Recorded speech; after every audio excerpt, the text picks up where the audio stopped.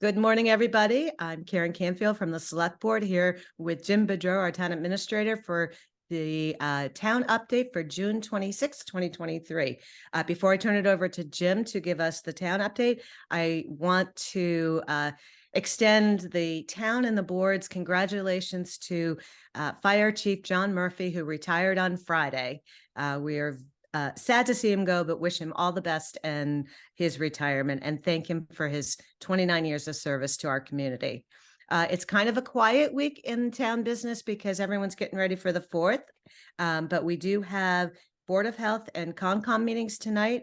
And tomorrow night, the Select Board will be meeting, and there's some very substantial things we'll be discussing. One, we will be receiving the town administrator's appointment for the new fire chief.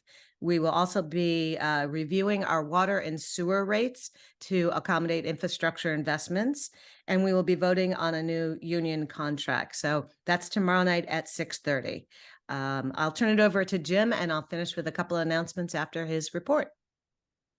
Thank you. Good morning. Last update in June. I can't believe 4th of July is next week, but here it comes. Our water update.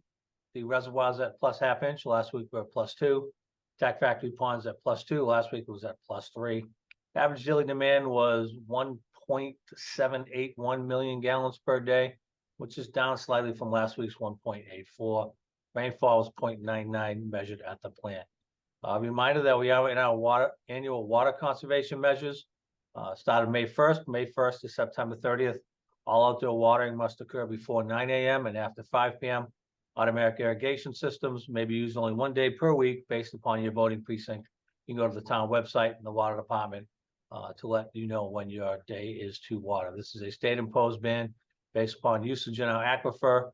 As the water in the reservoir starts to drop, we will then look at future bans to increase that to make sure that we have a supply of fresh water to get us through the summer months.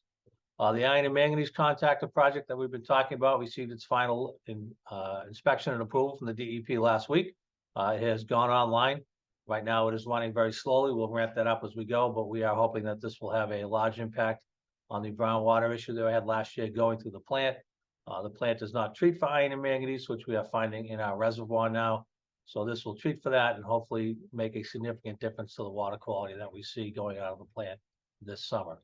If you have brown water, please go to the water department website and report that, or report it by phone. They are data points for us. In some cases, it may be particular to your street or your house, and we can take corrective action for that. But we do need to know if you're having brown water so we can make adjustments to the system. The contractor for Route 3A water main project will continue this week installing the conservation measures and the erosion controls along the corridor. You can see them if you go up there now. He will finish that project this week. Construction on the actual water main project will commence after July 4th. So we do expect to see him out there on the 5th. Traffic in both directions will be open, but it will be slowed down and constrained. So expect slowdowns if you're on 3A. That project's going to take several months. This is the installation of a new raw water main from the old Oaken Bucket Pond to Stearns Meadow, where our new water treatment plant will be, and also the replacement of the current service main in Route 3A that services the surrounding neighborhoods and homes. As I mentioned, July 4th is coming up. We hope everybody will have a safe and happy 4th of July. We remind you that fireworks are illegal in the Commonwealth of Massachusetts, as is the consumption of alcohol in public spaces and public ways, and the consumption of alcohol by minors. Bonfires are not allowed in Scituate on the 4th of July. That includes Hummerock.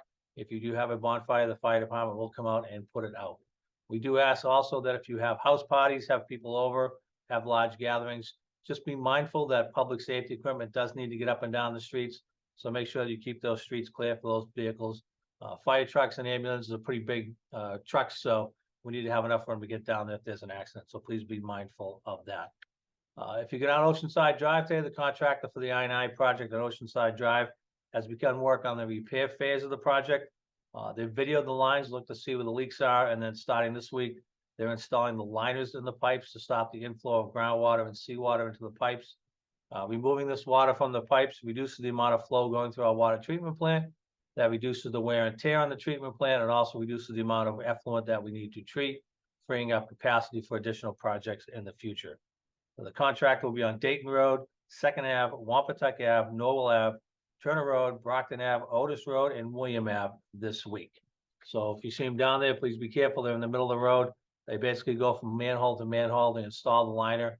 And then they actually have a machine that goes in and cuts open the laterals and the service lines as they go. It's a pretty slick operation. I'm not going to go look at it because it is storage, but it is a pretty cool operation. We are hoping that this will free up a lot of capacity in our system by taking that I&I out. If you go out to the lighthouse, excuse me, this week, you'll know it is significantly smaller than it was last week. The contractor has begun removal of the brick, about 4.5 feet of brickwork down from the top. Once the brickwork is removed, the contractor will pour what I call a concrete dome on the top of the lighthouse. This is what the concrete pad in the actual lighthouse lantern room sits on. When that's poured and cured, then they'll do the brickwork back up. We'll paint the whole thing. We'll put the slab back on. And eventually the lighthouse lantern room will come back. If you go out there, there is a project description poster on the fence now. You can take a look at that. But we are working. That project is scheduled to be completed sometimes towards the end of this summer. Two more things. One, the food pantry is still looking for donations. They're looking for donations of everything. So if you can help out, please help out the food pantry. They take donations there. They take them in various supermarkets. Anything you can do to help out the food pantry. The need does not go down in the summertime. So please be generous and help the food pantry. They do great work, and the number of clients continues to go up on a daily basis. And finally, we'll remind people, school is out. Kids are out of school. They're out and about. They're on their bikes. They're on their scooters. They're on their skateboards and things. Please be a little more mindful when you're driving around town that there are a lot of kids out and about, and be on the lookout. They're not in school. They're going to the beaches. They're going to the parks.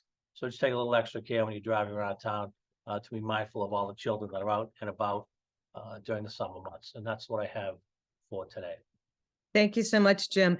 And speaking of summer and getting ready for the 4th of July, the library will be kicking off their summer reading programs on Wednesday for the kids and on Thursday for the teens. And on Wednesday starts the half-off book sale for the second chapter bookstore in the lower level of the library.